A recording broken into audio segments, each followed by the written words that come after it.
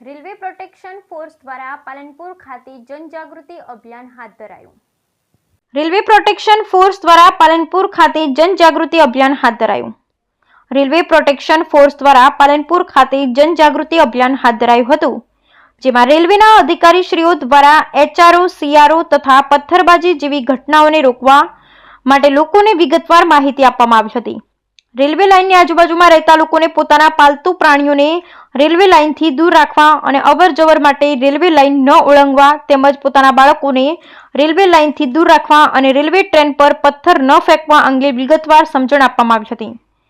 આ સાથે railway line ઓળંગવી, railway line પર પાલતુ પ્રાણી લાવવા, રેલવે ટ્રેનો પર પથ્થર ફેંકવા વગેરે બનાવોના કિસ્સામાં રેલવે પ્રોટેક્શન ફોર્સ દ્વારા કરવામાં આવતી કાયદેસરની કાર્યવાહી અંગે લોકોને માહિતી અપાઈ હતી.